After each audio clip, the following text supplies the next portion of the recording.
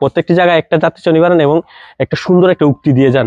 ঠিক এখানে তারই ব্যতিক্রম করেনি, তিনি এখানে লিখেছেন আমরা পরিবর্তন করে দেখিয়েছি। ঠিক আছে, শুরু করিতেছি মহান আল্লাহর নামে, যিনি পরম করুণাময় এবং অত্যন্ত দয়ালু।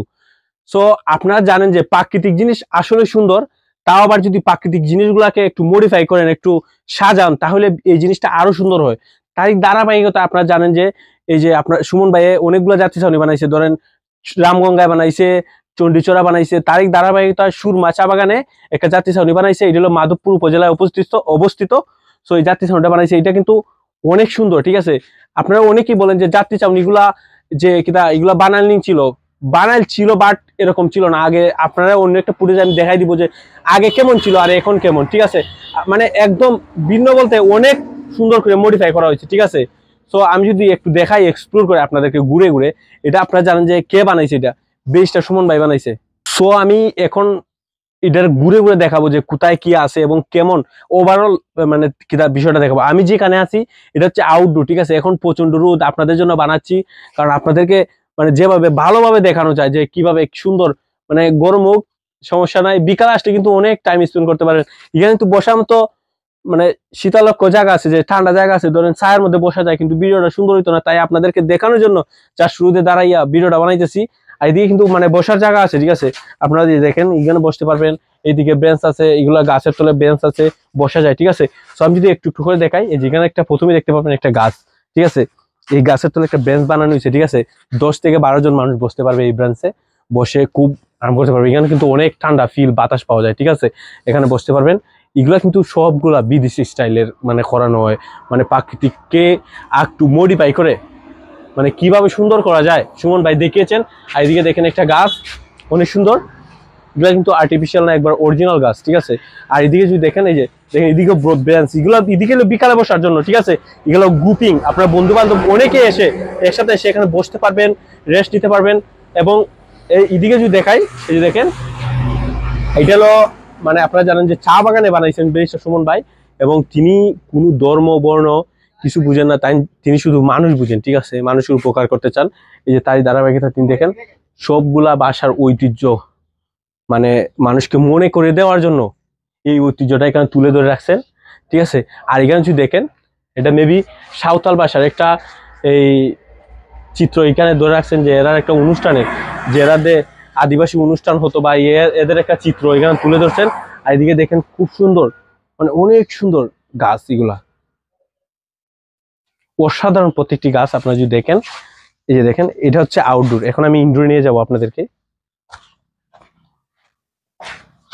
এটা হচ্ছে যাত্রী ছাউনির মেইন পয়েন্ট। ঠিক আছে, এখানে হলো মেইন ফোকাস। এই যাত্রী ছাউনিটা আগে ছিল বাট এরকম ছিল না, এটা একটা বিল্ডিং জাস্ট সাইডটা ফলাই দিয়ে একটা বিল্ডিং খাড়া করা আসতো। ঠিক আছে, কোনোভাবে মডিফাই করা ছিল না বা কোনো সাজসজ্জ ছিল না। এদিকে যদি দেখেন একটা বিষয়, এরা হচ্ছে এই এলাকার সবচেয়ে বৃদ্ধ, এবং মানে ওই যে বাইরে একটা বাসা দেখছিলেন, এরার মাধ্যমে এই বাসাটা এখানে উৎপত্তি হয়েছিল। আর এরাও এই দুইজন মহিলা এরা এই বাসাটা জানে। ঠিক আছে, ভালো করে প্রপারলি মারতে পারে। এরা এখন নাই, এরা আগে এলাকার বাসিন্দা ছিল। ঠিক আছে, এলাকায় থাকতো, এখন এরা মেবি শ্রীমঙ্গলে থাকে। ঠিক আছে, আমার জানা মতে ওরা শ্রীমঙ্গলে এখন থাকে, এই দুইজন মহিলা। সো এটা দেখতে পেলেন। আর এইদিকে দেখেন, এদিকে কিন্তু বাহিরে আপনাদের রোদ দেখাইছিলাম, প্রচন্ড রোদ ছিল। আর এখানে দেখেন রোদ হইলো, এখানে কিন্তু অনেক ঠান্ডা লাগে, বাতাস লাগে। এইদিকে পিছনে বাগান আছে, বাগান থেকে বাতাস আছে, মানে একদম ফ্রেশ বাতাস এখানে পাওয়া যায়, বসে ফিল পাওয়া যায়। ঠিক আছে, দেখেন অনেকে অনেক কাজ কাম করে এখানে আসে বসে। এই যে এদিকে যদি দেখাও, এই যে একজন দাদা আসছে, তিনি কাজ করে এখানে বসে রেস্ট বিশ্রাম নিতেছে।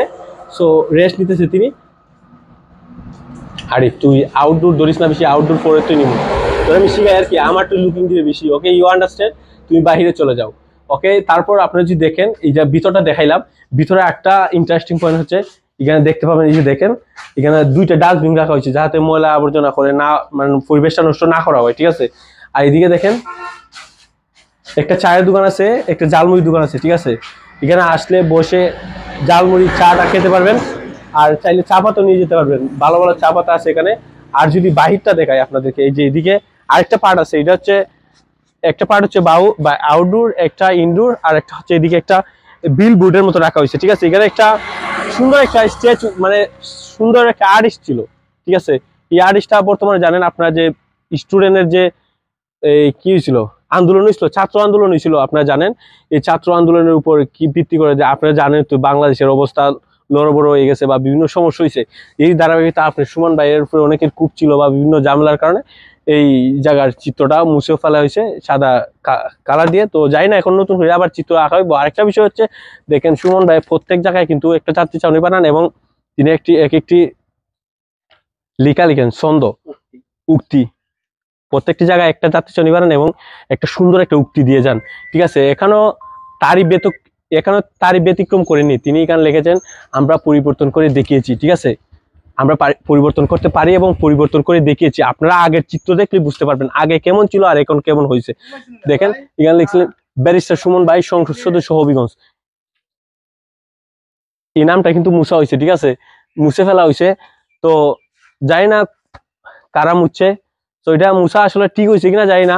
আমার মতে এটা ঠিক হয়েছে না। আপনারা সবাই কমেন্ট করে জানাবেন যে এই নামটা যে মুছা হয়েছে ঠিক হয়েছে কিনা, যে থাকলে কিরকম হইতো। আর আপনারা আগের চিত্র দেখতে পারবেন, আমি ভিডিওতে অবশ্যই লেআউটের মাধ্যমে দেখিয়ে দেবো যে আগে কেমন ছিল আর এখন কেমন। আমি যদি ওভারঅলটা দেখাই, একটু পিছিয়ে যাও, পিছিয়ে, এই যে দেখেন ওভারঅল যাচ্ছি সামনেটি সুন্দর।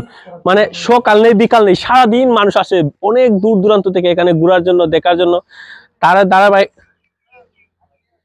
তারই ধারাবাহিকতায় আমরা এখানে চলে আসছিলাম। দেখেন অসম্ভব ভালো লাগছে, এখানে আসছি, জালমুড়ি খাইছি, এখন চলে যাব, আপনাদেরকে সাথে নিয়ে যাবো। সবাই শেয়ার করবেন, কমেন্ট করবেন বেশি বেশি করে।